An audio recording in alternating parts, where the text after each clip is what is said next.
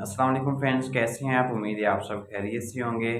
तो आज की जो वीडियो है बहुत ही ज़्यादा इम्पोर्टेंट है और बहुत ही ज़्यादा नॉलेजेबल वीडियो होने वाली है, स्पेशली उन लोगों के लिए, उन स्टूडेंट्स के लिए जो अभी लॉ गेट के एग्ज़ाम में प्रिपेयर होने जा रहे हैं।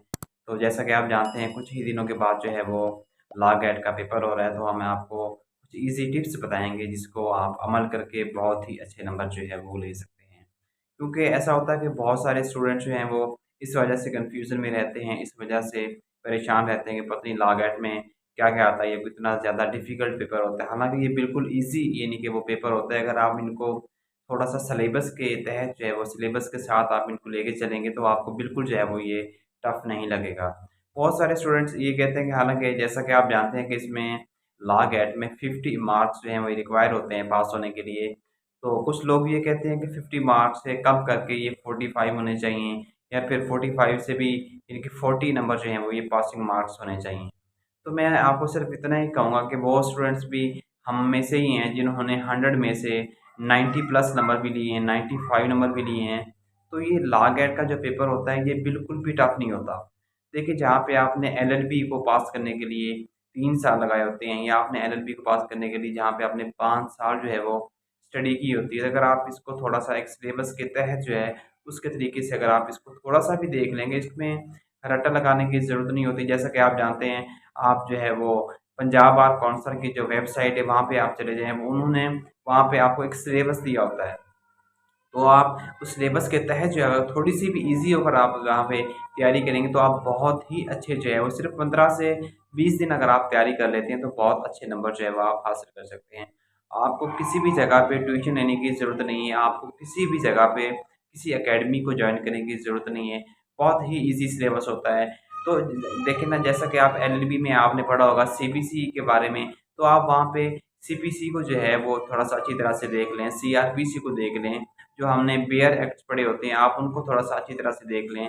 तो जो हमने पिछले एलएलबी में 3 से 5 साल में जितनी भी स्टडी की होती है, आप उनकी सिर्फ़ ऑब्जेक्टिव ही देख लें, तो यकीन करें आप बहुत ही अच्छे पासिंग मार्क्स से ये पास हो सकते हैं। हमें किसी भी और सिलेबस को, किसी भी बुक की यानी कि तैयारी करने की ज़रूरत नहीं है। वैसे तो मार्केट से बुक्स मिलती हैं लॉ गार्ड की तैयारी करने के लिए, लेकिन मैं आपको यही सजेस्ट करूँगा कि जब हमने यानी कि लॉ गेट का ये पेपर यानी कि पास किया था, तो यकीन जानिए हमने किसी भी अनदर बुक की हेल्प नहीं ली।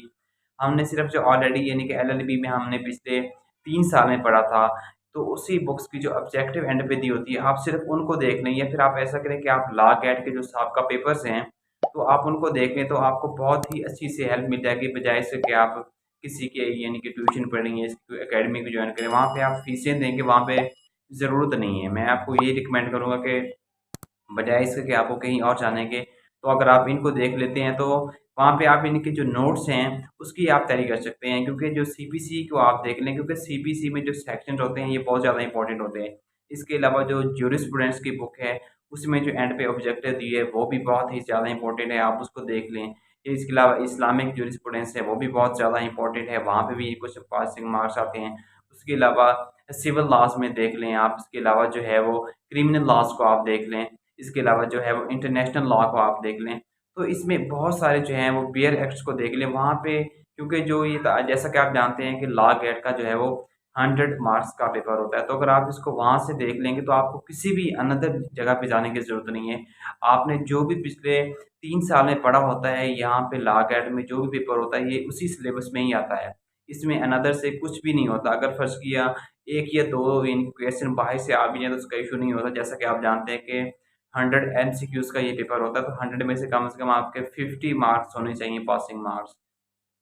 तो मैं एंड पे फिर भी आपको यही कहूँगा कि बजाय इसके कि आप किसी और यानी कि बुक की तरफ से तैयारी करें, तो आप जस्ट जो आपने पहले 3 साल में स्टडी की है, वहाँ पे एंड पे जो भी आपको ऑब्जेक्टिव दिए आप उनको देख लें, या फिर आप जो है वो इनके जो यानी कि पास्ट पेपर्स हैं, आप वहाँ पे इनको चेक आउट कर लें, तो आपको वहाँ पे हेल्प मिल जाएगी। तो आपको सिर्फ़ 10 से 12 दिन अगर आप अच्छी तरह से सिर्फ़ देख लेते हैं, बजाय इसके कि आप रट्टा लगाएँ, इतनी ज़्यादा आपको तैयारी करने की बिल्कुल भी ज़रूरत नहीं है, ना टेंशन लेने की ज़रूरत है। बहुत सारे स्टूडेंट्स जो हैं वो इस वजह से घबरा जाते हैं कि पता नहीं कोई लॉ गेट का कोई इतना डिफ़िकल्ट पेपर है, कुछ भी नहीं है, कुछ भी नहीं है, बहुत ही ईज़ी पेपर होता है। जस्ट आप अपने आप को थोड़ा-सा रिलैक्स रखें, अपने माइंड को रिलैक्स रखें, तो इंशाल्लाह आई होप कि अगर आप बिल्कुल ईज़ी होकर, बिल्कुल ईज़ी तरीके से अगर आप पेपर करते हैं, तो बहुत ही अच्छे पासिंग मार्क्स आप ले सकते हैं। तो आज के लिए इतना ही, मिलते हैं एक नई वीडियो में एक नए टॉपिक के साथ। अल्लाह हाफिज़।